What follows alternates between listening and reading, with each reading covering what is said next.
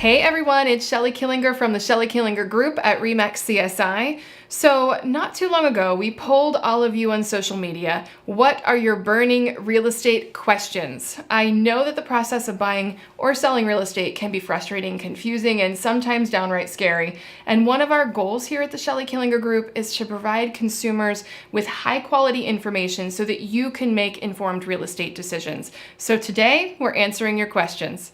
So question number 1, Susan from Facebook asks, I have a friend who wants to move to a certain neighborhood, but there are no homes for sale there. What should she do? So Susan, thank you so much for your question. And honestly, it's a common theme that we're hearing a lot these days. There are so few homes to choose from, which makes it really tough for buyers out there looking for a new place to live. We have some creative ways that we use to try to navigate the inventory shortage that we're currently in. So the first thing your friend should know is that she needs to be aggressive with the homes that are currently on the MLS. Make sure that she's the first one through the door to take a look at it. Make sure that she's set up on an MLS saved search so that she knows right away when new homes become available. It's really important because things are flying off the market so quickly that she knows right away when things pop up and that she is absolutely aggressive in touring and making an offer on a property if she ends up liking it.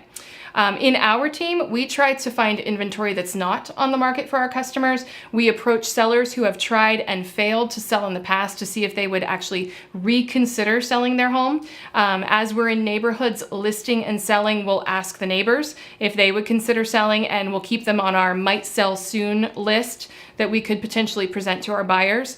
We also have gone a little bit more outside of the box by identifying neighborhoods that maybe our customers would like to live in and sending a flyer out about them to the neighborhood. And that flyer could go something like this, meet Mark and Shelley. They're pre-qualified buyers who absolutely are in love with your neighborhood. Have you ever had any thoughts of selling? And this could open up the possibility of touring homes that aren't even on the MLS. And that might result in a home that the buyer would like.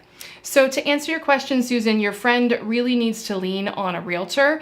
And this is not some sort of shameless plug for realtors, but the market is just simply moving too fast to be able to do it on your own.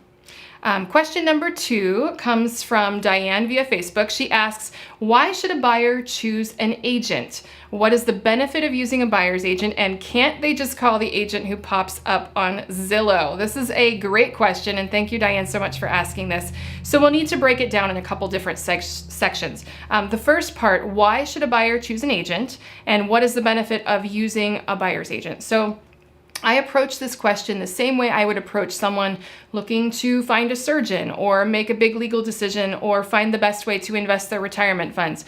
You wouldn't dream of trying to perform surgery on yourself or go without an attorney when you're dealing with legal issues. So why go it alone when making the biggest purchase of your life?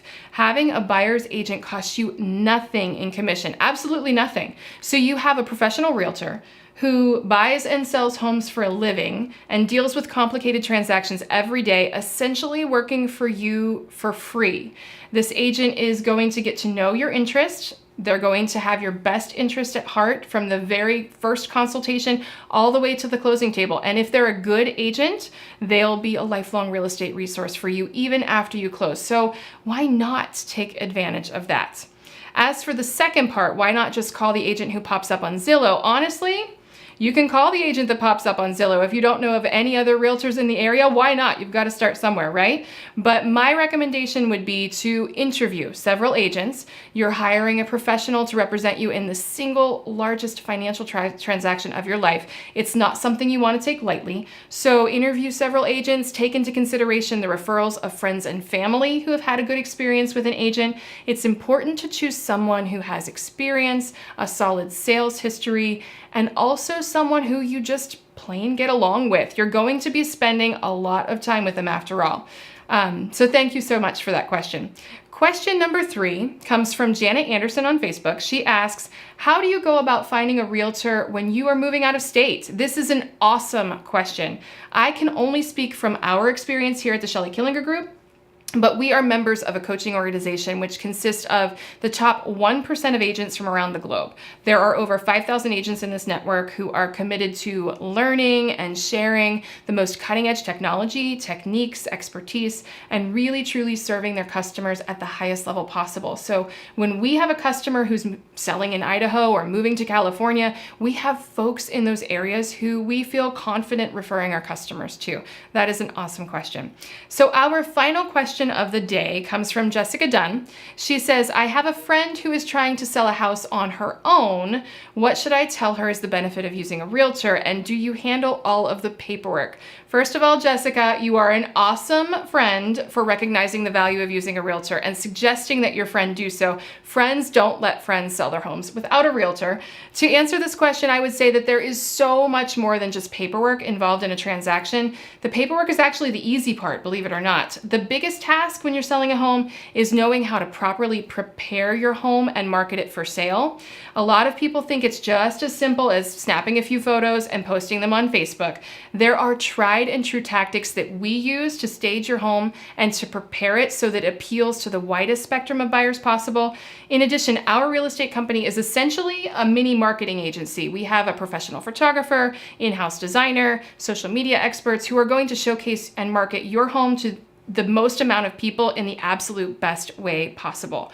Then let's get to the paperwork and the managing showings and the dye tests and the repairs, and not to mention just having a confidant who you know is standing beside you through this whole thing. It's worth it to have a real estate professional guiding you through all of that. So I would highly recommend that your friend choose a knowledgeable agent who can represent their best interests throughout the entire process.